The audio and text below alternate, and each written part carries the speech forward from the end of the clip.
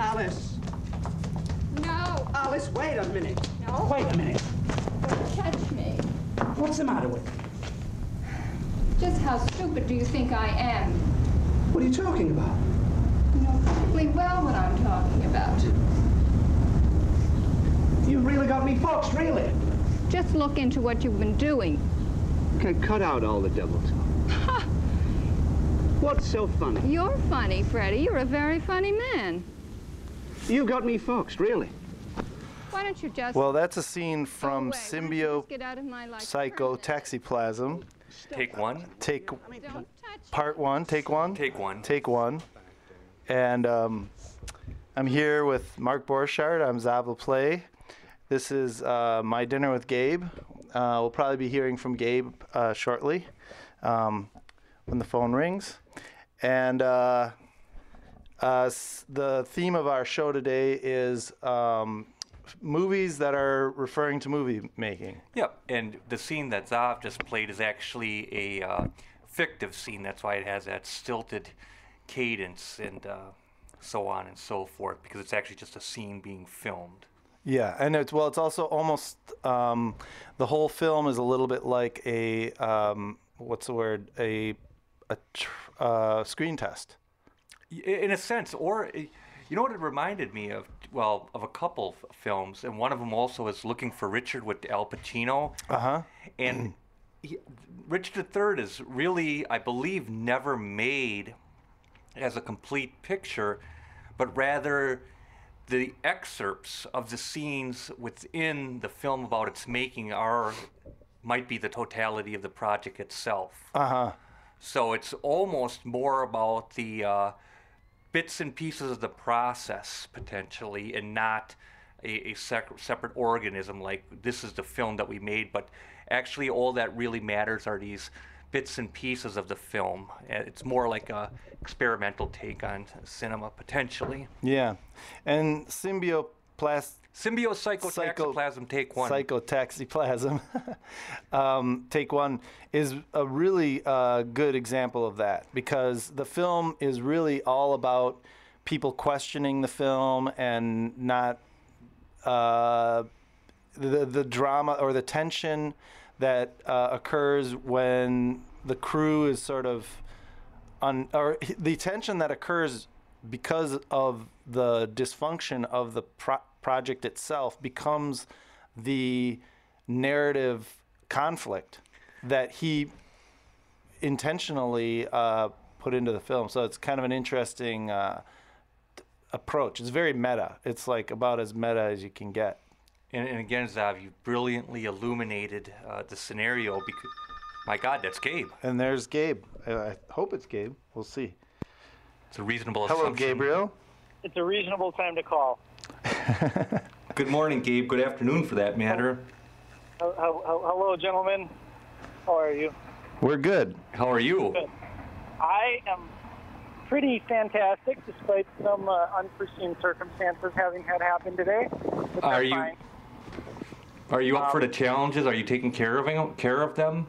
Oh, no, I'm taking care of them, but they're just getting more complicated as I'm attempting to take care of them, but it's nothing life-threatening, so I think... It sounds like you had a flat tire.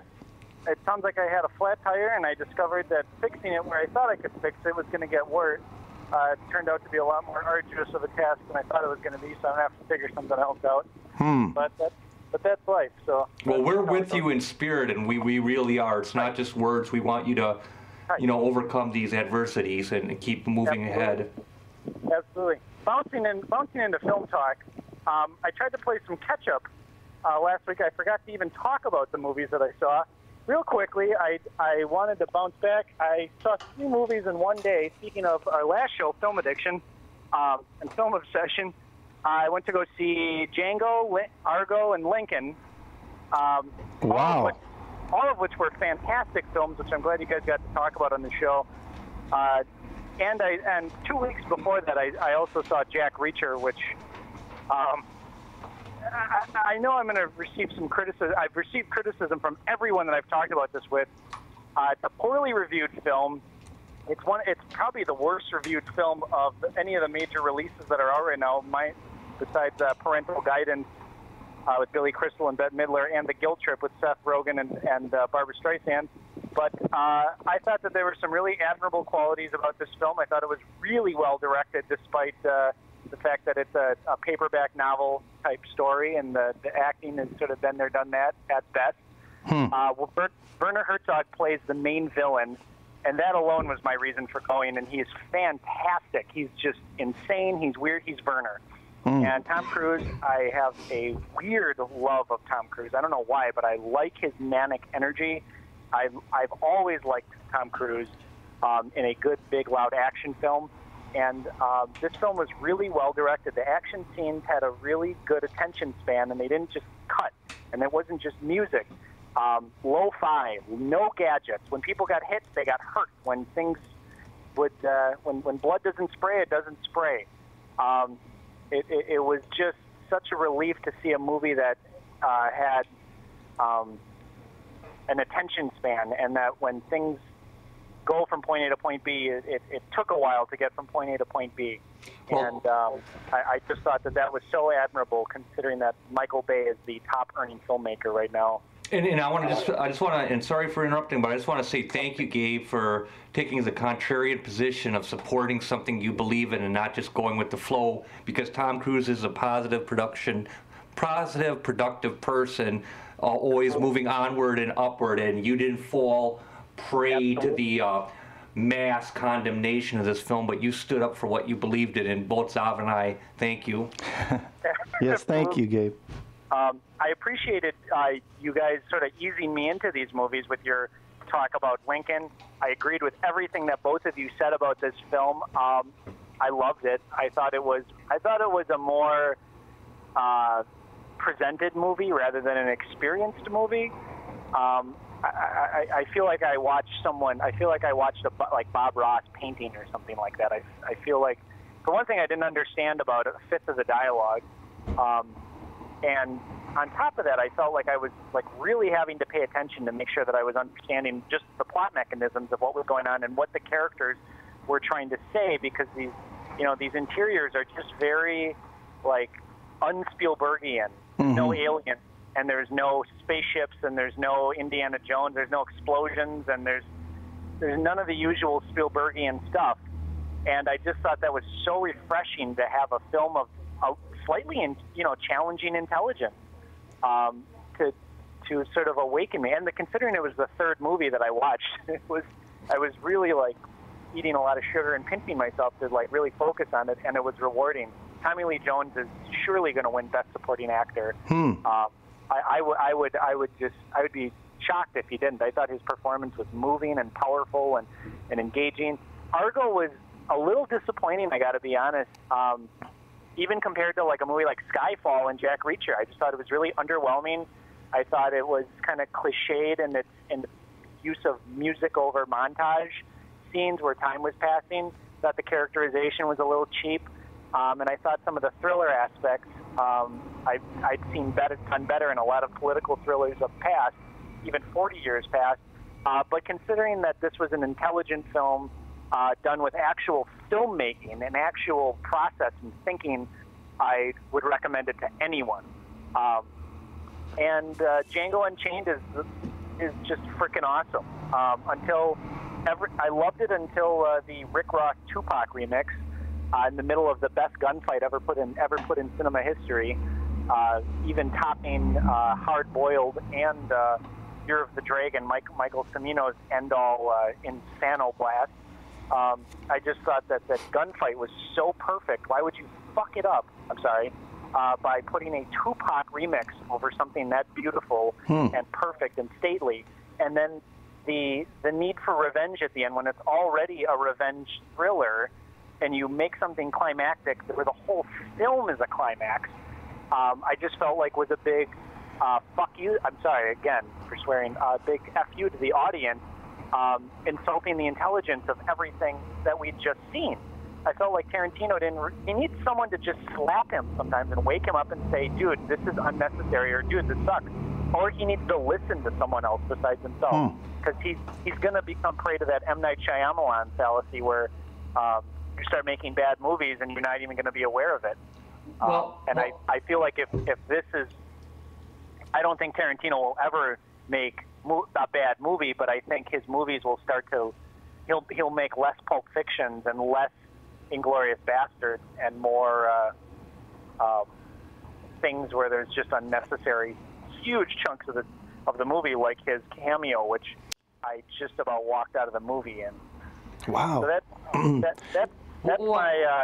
that's my recap right there of movie watching recently. And I know Zav wants to say something, but I want to say that I think also it's a matter of choice that Tarantino made a series of choices for the film, and there's so many alternatives that you could take, and you obviously have different ideas of what he could have done, but there's one choice begets another, and if you felt that it was at a point too much.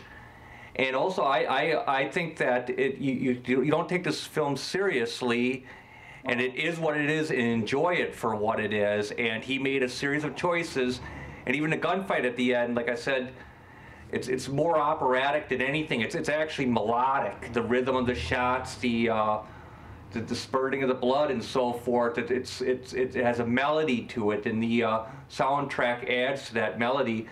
But I mean, you could never take the film serious, so you could never get involved in if you made more abstract choices with the music and so forth. You gotta ride with it. But then again, that's another alternative take, which I just presented along with yours and his. Yeah, and I was gonna say that I've heard a bunch of people. Well, I don't know, maybe 3 or 4 other people tell me that they were disappointed. They loved it until the end. Like the ending was the last third was their least favorite part of the film. So you're not alone, Gabe, in your criticism. But I really have heard that from a lot of people. When I bring up the Rick Ross Tupac remix to some people around here who I can talk about movies with, I've met like 2 or 3 people who just have pretty good taste in film. I haven't been making a whole lot of friends down here, but I have made a couple, and they just right on the money. They're just like, oh yeah, the Tupac remix. Like, oh Jesus Christ, what happened? And I'm just like, okay, I'm not the only person that was like, what's this new movie he's making now? So I'm just glad. I thought that it was actually a poetic film until then, and in its silliness, I just thought it was beautiful. And the relationship between Django and his friend, I don't even want to say keeper, his friend was so powerful. That scene when he says goodbye to him brought me to tears. That scene when they're by the fire, when he tells him the legend of Broomhilda, and he goes, "Would you like to hear it?" And that puppy dog look that Django gives him brought me to tears as well. I just was like, I was blown away. And the scenes when he sees his wife, both imagined and real, brought me to tears. I was really blown away by so much of this movie that to see it turned into a silly and bad action film at the end was emotionally disappointing for me. So I guess that's all I got to say about that. Moving on. This week we are talking about movies about filmmaking, which there's a lot of. I went onto Wikipedia, and there's a lot of movies that have like the theme of it, the subject of it. It's just like a backdrop. But I guess, Mark, what are the Mark and Zav, what are the movies we're going to be talking about today? Well, I looked at Zav. Zav looked at me, and I guess we could talk about like Truffaut's Day for Night and potentially The Last Movie and Dangerous Game, and like Symbiocytotoxoplasm. Yeah. Take one and give acknowledge Sunset Boulevard and 8.5 sure. and Blowout, etc. It's a Contempt. I mean, as you say, the list could go on, or as you didn't say, but I will glean from what you could have said. The list goes on. Absolutely, it's unbelievable. The list is just insane. It's a good insanity. Yeah, the movie Big Fat Liar is on that list with Frankie Muniz and oh god, really bad actor. It's just like a silly bad kids film, and I was like realizing how many movies, the backdrop of filmmaking really is in. But for this show, I watched 3 films, all of which were longer than I thought they were going to be. I watched Contempt, Godard's Contempt, which was way more entertaining and enjoyable than I expected it to be. I've never seen it before. I watched 8½, which I hate to say I've never seen before. And I also watched The Big Picture, Christopher Guest's first film. And 8½. Gentlemen, what do you guys have to say about 8½? It's high art. It's beautiful. I've seen it a couple times. I've seen it many, many times throughout the years. It's Fellini at his best, his most beautiful. It's one of the great art films of all time, along with Persona and The Passion of Joan of Arc and so forth. It is one of the iconic, if not the iconic, art film along with Persona. Yeah. Wow. I don't even know, is it art film or because Heck yeah. to me there's a bit, I always make a distinction between films made in the States and films made in Europe, because people like Fellini were actually working with a big budget and a big studio, and they had a different sensibility though. Right. They didn't have the tight idea of what functioning narrative was like we have it here, the musts of narrative. They didn't possess. They allowed their shots to linger, their scenes to wander and so on. Well, they when you say they, I mean Who's they? Where can we contact they? But actually, Larry King said that 20 years ago. Because what it makes me think is that, most of the films, even White Chic, which was one that I thought of as being kind of along those lines. Still photographs instead. It's stills, yeah. No, I knew that, but I still felt like it had the essence of cinema in it. Absolutely. But even that film, you can tell he's not completely free yet. Fellini is not yet completely free as a director, and he's still adhering to sort of the rules of classic cinema, and he's trying to make a kind of a wrapped up, polished story. He's not, but it's forced on him in The White Chic, as opposed to 8½, where he seems to have total creative control at that point. What's interesting about you saying that he doesn't have total control with The White Chic yet is that it's actually written or co-written by Michelangelo Antonioni, who of course himself is a very abstract-minded filmmaker. Right. Definitely beyond the bounds of auteur filmmakers. Thank you. Both of them, and then I think Nino Rota was already doing the music for White Chic. Nino Rota is the person who did music for all of Fellini's films, and he also did the music for The Godfather. But he's a great musician. If you ever have a chance, just check out Nino Rota's music. I'll try to find some Nino Rota to play at the end to wrap up the show. But my feeling about Fellini is that his filmmaking, the way I've always approached it, and I approach not just Fellini. Well, yeah, okay, I'll talk about Fellini first. He's a filmmaker who is not a narrative. He's not about tight narrative. He's about atmosphere.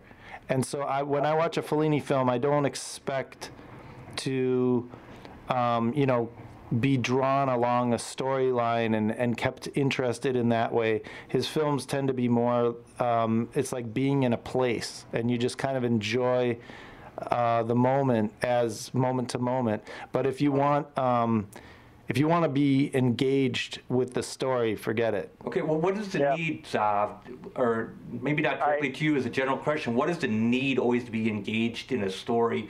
It's almost like a perverse need. It's like, as you say, to enjoy the atmosphere of something. Does life every day have a story? Absolutely not. It's Absolutely not. Existential experience one could imagine. It's the epitome of that. And some films indulge that concept, man. Yeah. Well, I would say that I think that human beings, after sex and food, the thing we hunger for is stories. And stories tend to have beginnings, middles, and ends, just like life. We were born, and then we have a life, and then we die, or just like the life of a plant or anything. I think Zav has hit on something brilliant. Your car gets a flat tire. You're put in this dangerous situation. There's conflict. You got to get it off the road, and how am I going to fix it? And then, of course, there's the euphoria. Well, there's the process of getting a tire on. the euphoria of the car back on the road, and then endings are beginnings as you go on to a new journey in life. So Zav is right. Even getting a cup of coffee has a story. Sure. Where are you going to get it? Absolutely. How's it going to be funded? Right. What are you going to do while you enjoy it? And then, after all, what's the epilogue? Yes. And so we hunger for stories. I think there may even be something wired in our minds that hungers for stories where, it's just something we want. Children, little children want to be, tell me a bedtime story. It's part of who we are. And that's the same thing with the news. You watch the news, you want a story. You don't just want abstractions, because reality is abstract. There is no, if you really want to tell the news, it's, there's so much going on every day, but we want a story. We want, first of all, a problem. That's what the news is. News is always problems. You don't talk about how, like, some poor, underprivileged kid today had an average day. That's not news. It's if someone got shot or if someone did something amazing, they won the Olympics. But you're not going to hear about just the ordinary of life, even though that's the news. That's the real news in a way. But I'm sorry, Gabe, do you have any, are we stepping on you?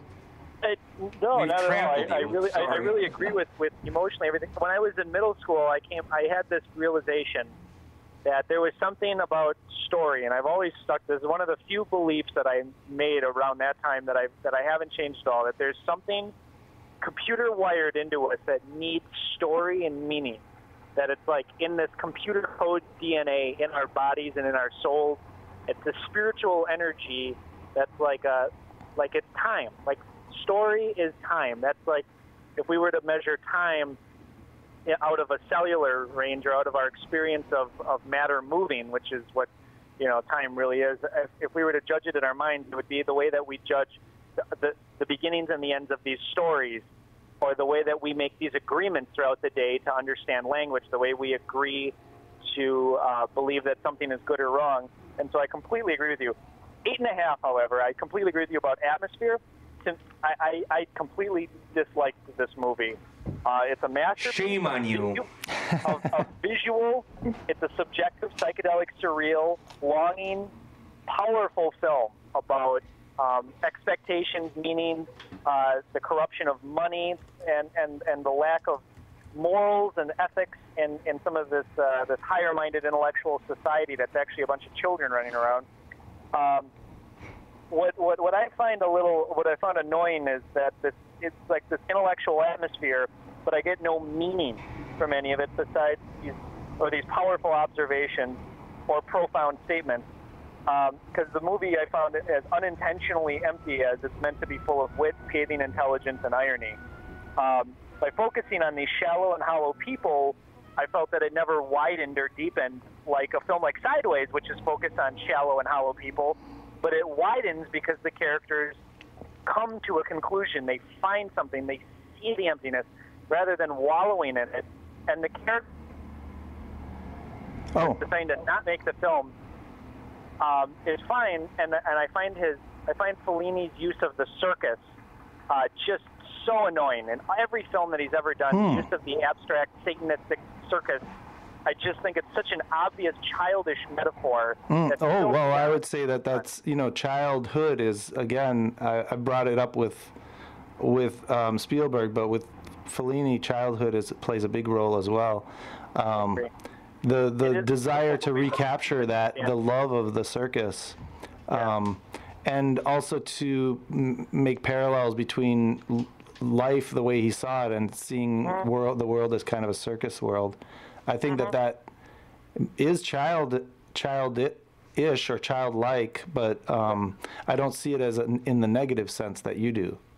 Sure. Yeah, I just think it's boring. I guess is where I'm at with that. I think. Wow, it is stunning. But I believe there is a sincerity to what you're saying, Gabe. So I don't take it lightly. I am stunned, but I respect it. Well, I also, I think that you would be, if we played 8.5 tomorrow for everyone on planet Earth, probably.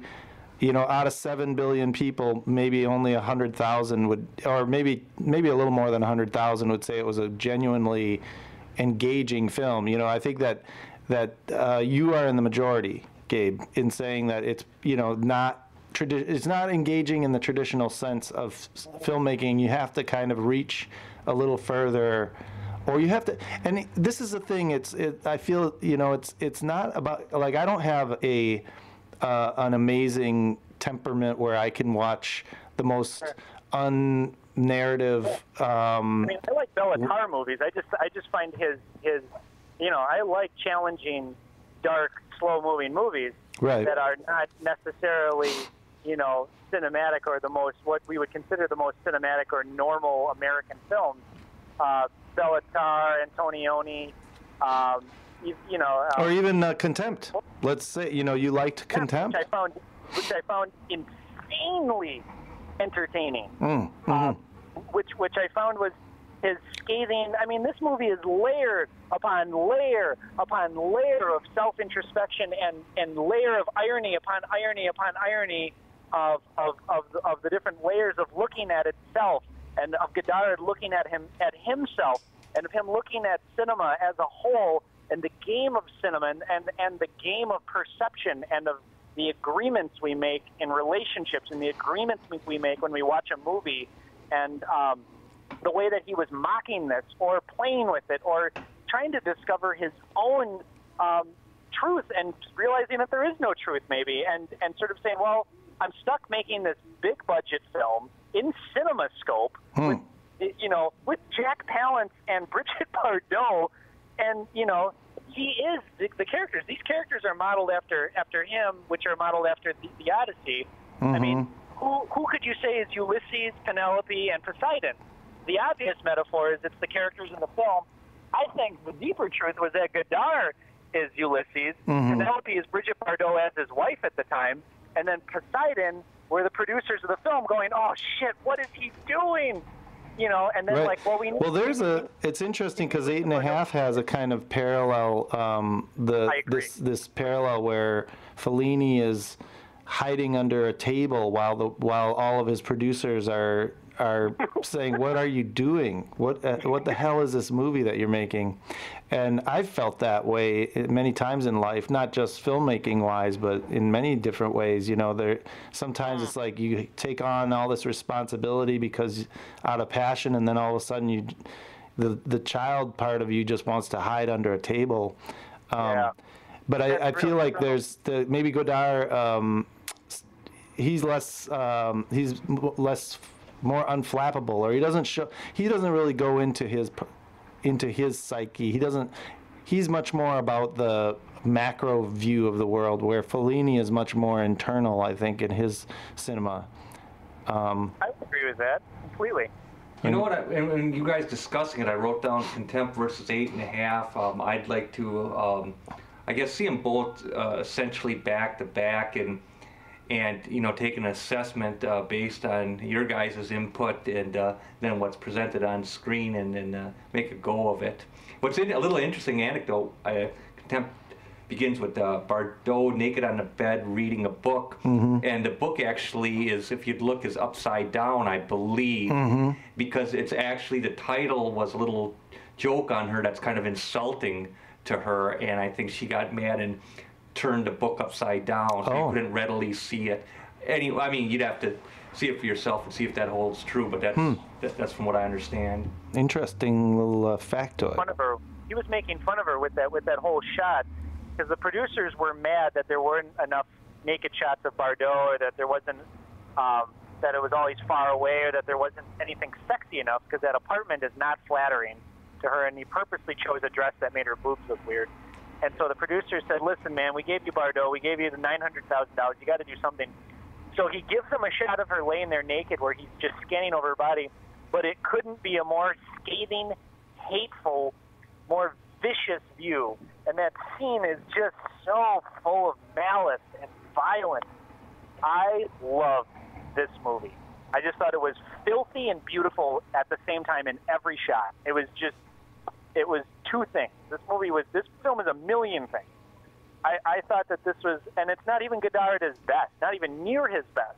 And this is just surreal, powerful, violent stuff. Well, just out of curiosity, what do you think is Godard at his best? Oh, Pierrot Le Faux, or a woman is a woman, and I don't know, scenes in Breathless, moments in Breathless, and maybe moments in Passion and King Lear, the movies that he made for Canon Entertainment.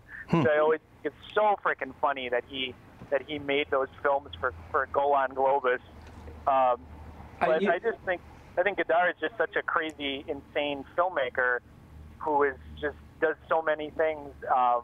This is like just a different Godard than I've ever seen before. Well, it's a more controlled Godard, because I think when you talk about things like Made in USA and 2 or 3 things I know about her, that it has definitely a more esoteric feel, where you got to kind of potentially not even sort out the problems that he's presenting, the arguments that he's presenting, whereas in Contempt, it's more of a manageable narrative. So I mean, and I think Contempt came out in '63, I think, and so it's still in it's his career. What started in feature film career obviously started with Breathless, and that's just like 3 years before that. So it's one of his more conventionally laid out films. Yeah. Now that you mention it, that's true. In terms of a critique on filmmaking, what would you guys say Contempt was? If you guys can remember, pretty, just dive into all symbolism aside, what do you think Godard was trying to say about Hollywood or the filmmaking, or the idea of filmmaking? What was he saying? Because I got to feel he was onto something similar to like what they did, what happens in Persona, where there's the breaking of the fourth wall, where at once he does it twice in this movie, and once it turns out to be an illusion. It turns out that they're actually filming a scene within the movie that they're making in the movie. But in the beginning, it opens with the fourth wall being broken, and it's close to that identification of that absolute perfect moment that happens in Persona. But I was so wrapped up in watching this movie that I almost forgot to watch it as another movie about filmmaking, because the relationship stuff I just thought was so awesome. I'd almost like to give you a non-answer, because when you talk about breaking the fourth wall and what did we think the message was and so forth, it brings me to Dangerous Game. I don't know if you've seen that yet, with Abel Ferrara's film about filmmaking. I guess not. And yeah, that's a very an immersive work, we can discuss that at another time. But anyway, give that a go, Gabe. And I like I said, I kind of compare that to Symbiocytotoxoplasm, and even Looking for Richard, where there's throughout these films there's bits of the film being made interwoven with the making of the film. So they kind of lead intermittent but parallel lives, and the reason why I bring Dangerous Game up is because it's so immersive that it bleeds into the filmmakers, the cast, and the crew, and changes and develops their lives, maybe not in a positive way, but in a negative way. And that might be an even more immediate answer than what Contempt possibly is about. So give that a go, Dangerous Game. I've seen the end of A Dangerous Game, and just from the last 10 or 15 minutes that I saw, the film, the style of the way that they shot the making of a film was one of the most stark images I've ever seen. And the ending shots of them walking off the set together really blew me away. I was like, I know that this is a great film, and I need to see it. And then I just never, and I was going to illegally download it online, I'm sorry. But well, I'm out in the middle. I'm in Florida. It's not exactly the movie that's at Redbox, and I'll order it if I need to. I'll buy the movie because I love Ferrara. He's one of my favorites. And but what I've read about it is that he had Keitel sort of playing himself, and this is the last film he made in his heroin-y stupor. This was the movie that was his last, his farewell kiss to so many things that he had held on to for so long. And I got a lot. When I saw it, I didn't realize it was a Ferrara movie when I was watching it with my friend, and he had it on, and I was like, that guy looks like Abel Ferrara. And he goes, Harvey Keitel really looks like Ferrara there. He goes, oh, well, Ferrara directed it, so it's probably something there. I'm like, holy shit. I mean, it's just unflattering. It's an angry expose, but I cannot wait to see it. Yeah, when you do see it, we'll talk about it, because I think there are things to talk about on it. And you know what, Gabe, too, I want to ask you, and Zav as well. Have you guys had any recent familiarity with Dennis Hopper's The Last Movie? Have you seen that recently, or do you remember it? I hate it. That's what I thought the first time. When I saw it, I disliked it. I wouldn't use that type of word, but I would say strongly dislike. Interesting. Yeah. You know, it's funny. I had never watched The Last Movie until last night, and people would come and ask me, you know, can you get this movie? And it's very hard to get. And I finally got a copy of it for the store, and it was kind of a rough copy of a copy, I believe. And I'm not sure if it's been released officially. I'm not sure why it hasn't. I had to watch it on a VHS cassette.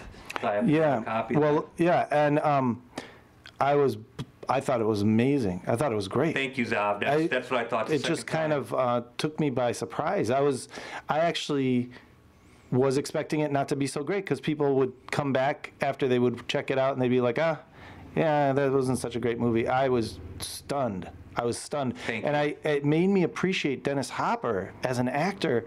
I felt like it reminded me a little bit, both actually Symbio, Psycho, Toxoplasm, and The Last Movie, both had aspects of Cassavetes in them. And I think it's because they're both directed by actors. I felt like you really got to see Dennis Hopper as an actor in this film, in The Last Movie. But in addition, I just thought it was just a really surprisingly cogent film. I expected it to be much less watchable, but I couldn't believe that it wasn't released by Criterion or something. Yeah, thank you. And that needs to be done. And I can't believe Zav is enthusing like this on the first take, but he has a different psychology, and we were trying to catch up to that, and I believe that I have, because that second time I thoroughly became immersed in it. And Criterion does need to release The Last Movie with the adjunct documentary on its post-production phase, You The like American the documentary Dreamer. about the production? That's why I hate the movie. It's after seeing that god-awful, self-righteous documentary about how fucking brilliant he thinks he is, I rewatched the movie, and then I okay. Here's how it happened. I was high out of my mind, and I watched The Last Movie, and I loved it. I was like, oh my God, this is filmmaking, this is acting, this is art, this is the great lost, this is the lost Monet. This is filmmaking. This is everything about movies. This is maybe like the ultimate film. I'm like, I can't believe that Universal never released this movie. What the hell were they thinking? Right. And then I also had this documentary about the film where he's drinking and doing drugs, and he's talking about the state of art and the mindfulness of all things, and I just realizing what he thinks about himself and what the purpose of that movie was. And then I was like, as a work of art, The Last Movie is amazing. It's an astounding work of art, but I hate it. I don't enjoy watching it. I respect the hell out of it. I respect the hell out of Dennis Hopper as a director. Say what you want about Easy Rider. It's an amazing film. It's a masterpiece of the American landscape. It's pretty manufactured. Don't get me wrong. It's a made up movie. It's not a naturalist like work of art, but it has something to say, and it's a profound. It's a beautifully shot movie. It's a thing about America. It's the same reason I love the movie Woodstock, which I think is as much of a film about filmmaking as The Last Movie is, because you're so present of the way that the camera is being worked and the way that the mechanisms of the camera are being tooled and the focus. You can feel the cameramen breathing. I mean, you can just feel everything about like the second-to-second filmmaking process in while watching Woodstock. I get the same feeling about the campfire scenes in Easy Rider, and I get a lot of that same. And Last Movie feels druggy to me, but that doesn't matter. It is a masterpiece. I get why people like it. I get why people love it, but I personally just have my own bias against it, and I guess that's probably a stupid reason not to like a movie. But I just couldn't. I just can't stand it anymore. I don't know Okay, why. okay, Gabe. Now hold on. Now, first of all, like the druggy stuff in the last movie, that's very interesting because it actually replicates the when they're taking acid down in New Orleans. It almost exactly replicates that vibe, the way it's shot.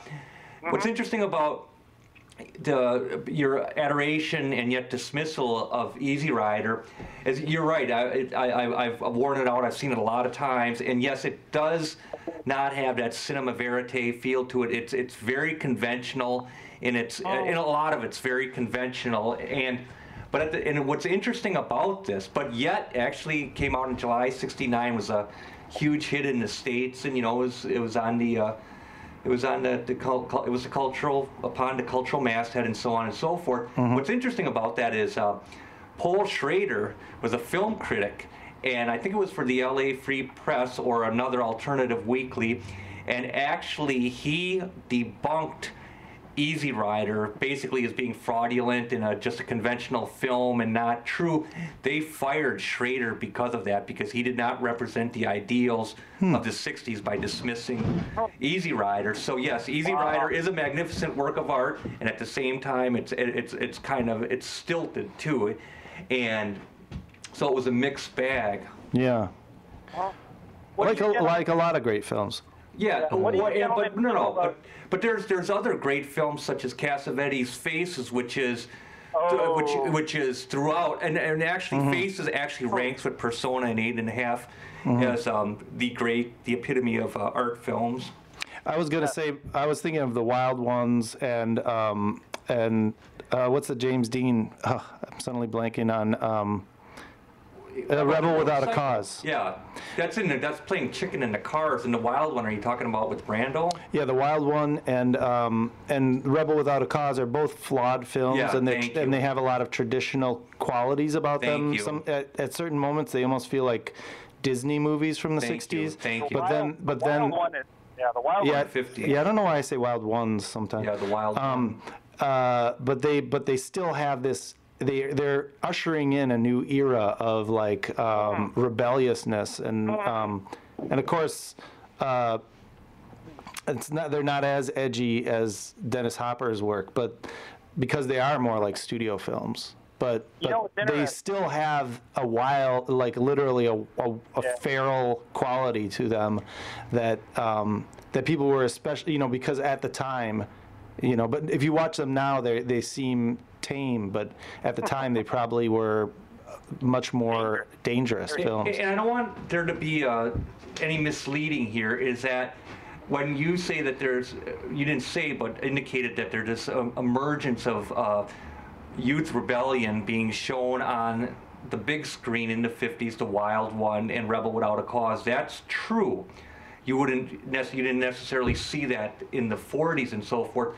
But that's not to say it didn't exist, because the 30s were replete with films of dealing with drug use and youthful rebellion, full 20 years before Rebel Without a Cause. Now, they may not have hit the main screen in town, but they existed.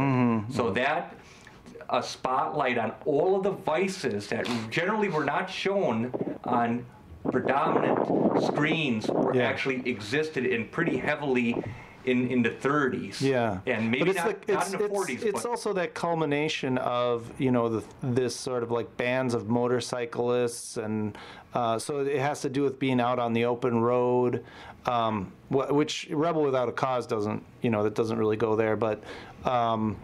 And then the youth, not just the drugs, but the youth, and then the drugs. But it's sort of like all those elements come together in the 50s more. Maybe, I don't know. I'm actually not an expert, but I think that culturally we could say that at post World War II is when you start to really see the youth culture beginning to find itself, and then it culminates into the 1960s. 69 is pretty much the culminating moment. Altamont, thank you, Zav. Yeah, I think you've embraced the cultural structure, the cultural arc very well. Absolutely, I'd completely agree with that. What's weird is that Hunter S. Thompson himself, in his first published book, Hell's Angels, I read that twice, man, about 30 years ago. He talks about the Wild One as being as he brings up the movie over and over again. And at one point he states that it's such like an exciting and realistic portrait of Viking. He goes on to say that it's documentary-esque. And I just think it's hilarious because if you watch the movie, there's so many like projected backgrounds and it's undocumentary-esque. It's almost one of the most. In fact, I dislike the movie because it's just so dated and it's so silly and it's not really. It's kind of insulting to the Brando. I mean, at the time it was just insane. I mean, people hadn't seen anything like this. Right. This this Rebel Without a Cause and Blackboard Jungle being from the perspective of a square, just showed a different type of perspective of the youth. And the fact that Blackboard Jungle had a rock and roll single in the soundtrack scared the shit out of people. I mean, that just had never been done before. They had singles like Doris Day and like The Man Who Knew Too Much, which the next year with Hitchcock, and one of the safest Hitchcock movies ever made. But the fact, a rock and roll song about kids beating up their teachers in the alleys, and kids carrying switchblades, and women and girls having pregnancies. I mean, you couldn't show this stuff in mainstream film, but they did it. And so I think you're right that the 50s ushered in this sort of new age of rebellion, and then in the 60s it was just a free for all. I mean, just. Yeah, it went from a cautionary tale to an indifference. I mean, because anytime there was drugs and wildness, there had to be a moral conclusion to it in the 50s. But when we got to the 60s, there's just, like I say, an indifference. It was more of an existentialist thing without a moral conclusion, but more or less as a portrayal of this particular lifestyle. Well, also, let me just interject one thing, is that, you had films like The Man with a Golden Arm, or, you have, all kinds of films that were about drugs, but this was, when Dennis Hopper starts directing, and other people like him, or even like the people who made the Woodstock film, all of a sudden the drugs were affecting the editorial decisions. The drugs were affecting. I hope you're not talking about Hal Ashby. No, because I don't know who that is. Oh, of course you do. Hal Ashby did Bound for. Yeah, Hal Ashby. Which is what made, I can't, except for Bound for Glory. He did Shampoo. Oh, okay. Bound for Glory. The Last Detail, I believe. Okay. And I think he was getting stoned a lot in the. Yeah. Well, I mean, but that's by his own admission in his biography. Yeah. I mean, people were probably on drugs.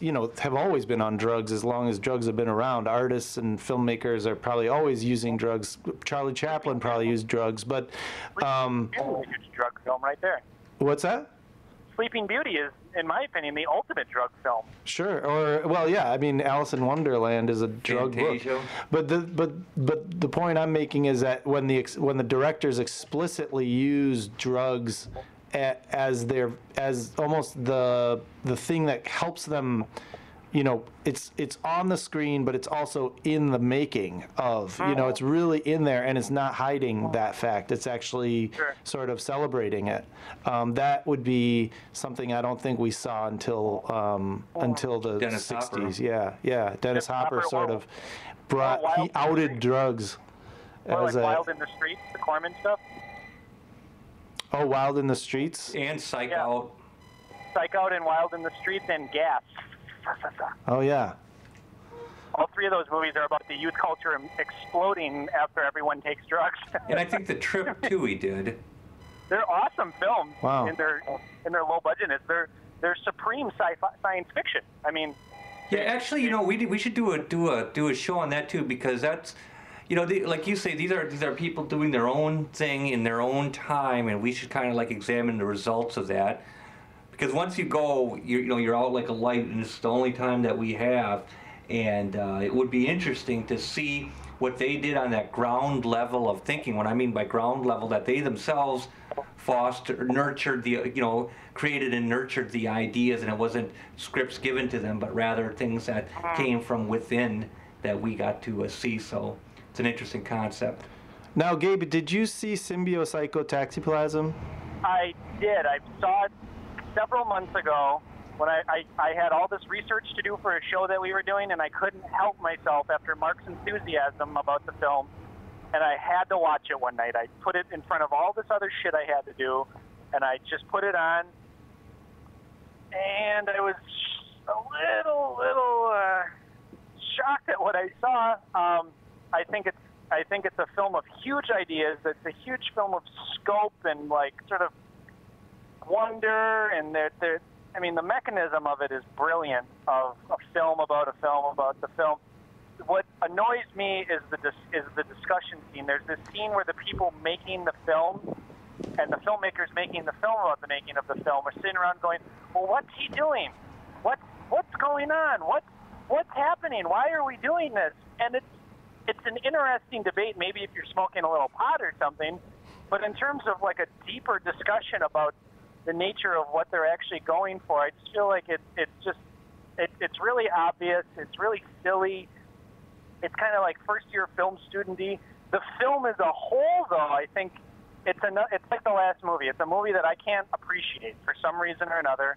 It's not that I don't find it entertaining. I think the filmmaking is really interesting. I think the film within the film is actually really interesting too. But I think that like that rap session that you're talking about, I think that it's just so cool to have these people with this kind of like real striving for this high intellect, this deep analysis over things, and I think that was more of, especially in the university and so on and so forth, par for course, and was a wonderful time. That and to be privy to a couple of those rap sessions, or one of them was, I just thought a true pleasure. Well, also to think that, okay, so this film, Symbiocytotoxiplasm, was a film that was made probably around in the 60s. Yeah, like 68 around 68, 69. And so right around the same time as Easy Rider. And it's a film that really is a part of the zeitgeist of that time period. But that scene in particular, the one you're talking about, the filmmaker, the director, purportedly did not even know this scene was being shot. And the scene was made by the crew in like some room where they discuss the film. And they shot this scene. And they talk about the director, and they talk about the actors, and they criticize the director, and they criticize the film, and so this is I mean, I don't know if this has ever happened. How many times has that happened in a movie where the director didn't even know a scene was being shot? I mean, that is pretty groundbreaking. It's kind of if nothing else, it's such a unique thing in the universe of film. In the history of film, it's sort of a historical moment. In addition to that, the director was a great actor, and someone who was came from the Harlem Renaissance, maybe. People like Sidney Poitier and the entire Ruby Dee, all of the black. I don't know if it's a Harlem Renaissance, actually. I'm probably wrong about that, but it was like a second Renaissance. It was this time he came from the Harlem art scene and actor stock or whatever of Harlem, the sort of this cutting edge crowd of people. He was friends with Langston Hughes and all. This is. And I'm forgetting his name all of a sudden. William Greaves was someone who had a huge career in front of him as an actor and just dropped out and decided to become a documentary filmmaker, and he made it.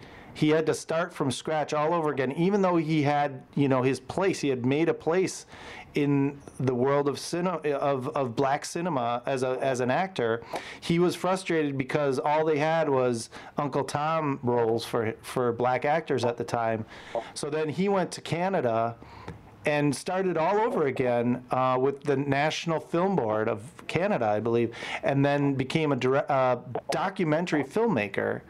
and made some great films about African culture and all kinds of cultural documentaries. So then here's this person who's like a documentary filmmaker, but also an established thespian, an actor, a really serious actor, someone who studied with Marlon Brando and studied with all of the great black actors of his time in New York. And he comes back and he makes this film. And it's got documentary aspects to it. It's got, I mean, it's a mind-bending movie. When you think about the context of it, it just enhances why it's such a stunning phenomenon, because it seems like such a heady kind of you would expect this documentary, or you would expect Symbio-Psychotoxiplasm to be made by some academic filmmaker. But it didn't come from that. It came from this guy who just kind of brought together all these strange elements and made this film because his student said, I want to finance your next film. And then he said, well, what film do you want me to make? And then he said, well, just make anything. What do you want to make? And then he made this film. He was like, well, I have this idea. It's kind of a crazy idea, but I've always wanted to do this one thing. And it turned out to be this film that then got shelved till the 90s, I believe. No one had seen it until the 90s. Even Greaves didn't, he thought it was a bad film. And this woman wanted to do a retrospective about all his movies. And he said, well, you gave me 24 films, but you made 25. Where's the 25th? He was like, oh, well, you don't want to see that film. Nobody likes it.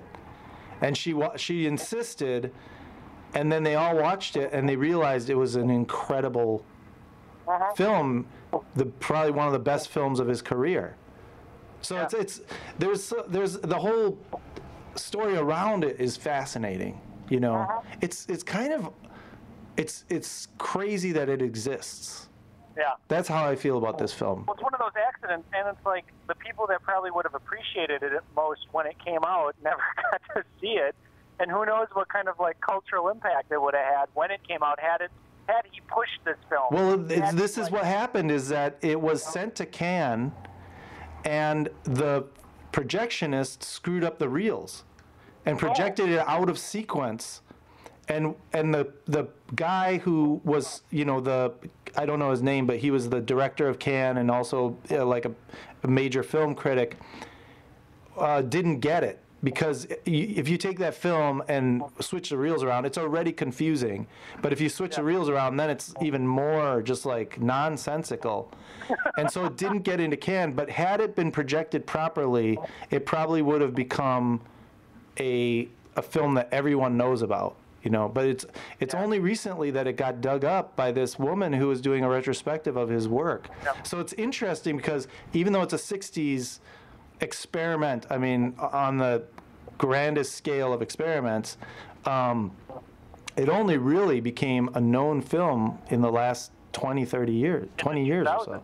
And Zav, thank you so much for this just conclusive and joyful interpretation, which I've thoroughly appreciated listening to. And I want to say that we had the blessings of seeing it on either 16 or 35 at the university, and William Greaves was in attendance. Oh, wow, in attendance. Yeah. Oh, my gosh. So that was the first time I saw it, was on the big screen on film. Wow, you're lucky. Well, I'm lucky to have heard your great espousal of it as well, man. Well, I have to thank Mark for making me, for assigning me these films to see, because they're both films I've known about, but I haven't had the time to watch them. And Last Movie and Symbio-Psychotoxiplasm are both real gems that I had I did not expect to like them. In fact, Symbio-Psychotoxiplasm, I played it multiple times in the store while I was working, and I really couldn't stand it because the dialogue is so. It's just that the way people talked at that time period just grates on my nerves a little bit. There's something really patronizing, especially the main male actor. I find him really unlistenable in certain ways, which made me think about Dennis Hopper. Everything Dennis Hopper does just blows my mind, and you realize what a difference it is. Someone I forget who was talking about acting. I think Paul Finger, who was down in L.A. and he was involved with some acting there, and he was talking to a major actor or someone who's, you know, once you're in L.A., you start meeting all kinds of actors and stuff. He was talking to some actor, and the actor said, you know, someone asked this important actor, what do you think about, you know, what kinds of acting lessons should I take or whatever? And the guy said, well, acting lessons, that's like taking tall lessons.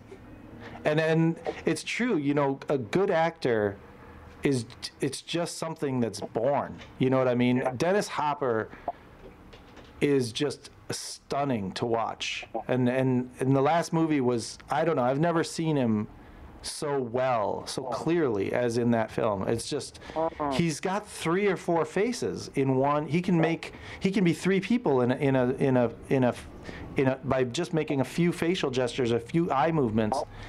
He's so many people at once. He's really an amazing person to watch on the screen. And the guy in Symbiote Psychotoxicplasm is not.